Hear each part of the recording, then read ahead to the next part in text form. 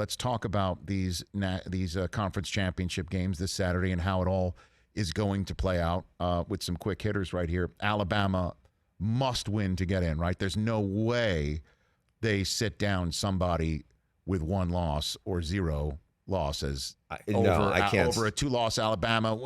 Honestly, like, it could be one of those SEC classics on CBS, last 4.5 hours. We're all tweeting about it. 4 overtimes, and it's been phenomenal. And Georgia's giving them, they're giving Georgia the best game Georgia could ever have, and they lose on a last-second kick or something like that, or anything, right? I mean, right. I don't think so. Alabama has one really good win against Ole Miss. They've had 3 really close calls this week against Auburn, LSU, and Florida. None of those teams are very good, and they barely beat them. But the other thing is, think about the scenario you just played out. Now tell Kirby Smart, yeah, you beat them.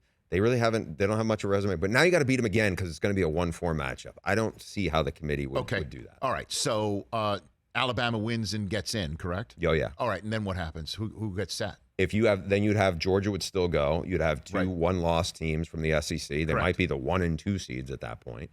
I think if Michigan wins the Big Ten, they're going. I think they would be the next spot. I think Cincinnati, and there's some people who disagree with it, I think if Cincinnati wins, I think Cincinnati is in. They would beat a Houston team that's a top 25 team. It's a one-loss team. They have one of the best wins, by the way, in the regular season. They went to South Bend. They beat Notre Dame by 11 points. Got to give them credit for that. I think that win is better than anything else at a one-loss Oklahoma State team out of the Big 12 if they win. They're going to play Baylor. Baylor's good, but I just don't think the committee would take a one-loss Oklahoma State over an undefeated Cincinnati, with Cincinnati having that Notre Dame win. But that would be the discussion there. So then which teams do you think are rooting hardest for Iowa this weekend?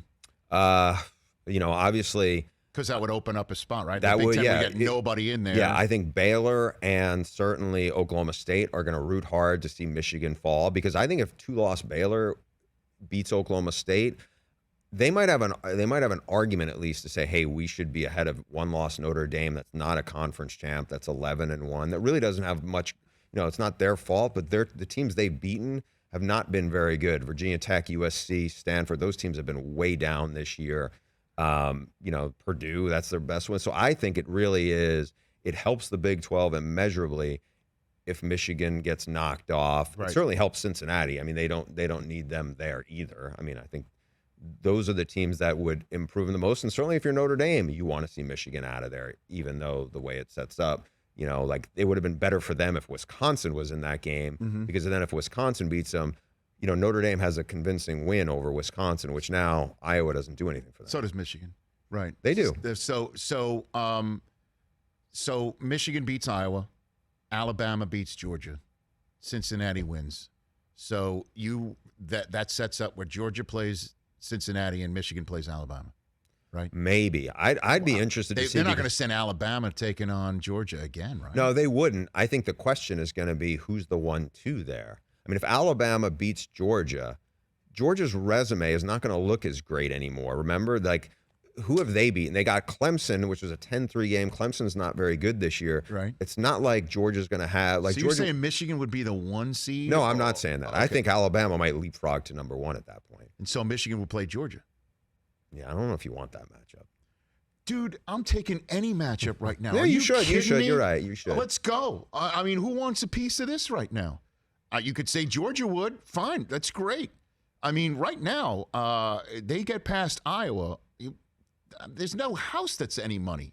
You know what I'm saying? Like, when you're looking over my friends. No, I'm just like, this is going to be tough for you guys for a while. I know he's a Georgia guy over there. Yeah. I don't know. I mean, honestly, bring it. Maybe something, be careful what you wish for, but any game that's in a national championship semifinal.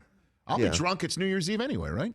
You will. So, God bless you for that. And I it think doesn't matter. I'm drinking. The Montepulciano will be flowing regardless. I think the thing that will probably the Woodson Cabernet get it going even further is the fact that if Alabama beats Georgia, I think then all of a sudden it's a little bit like seeing Mike Tyson get hit by Buster Douglas. It's like, ooh, that defense. They're vulnerable or whatever. So I think there is an element of the Predator. It bleeds now, and because right now everybody looks at Georgia as like.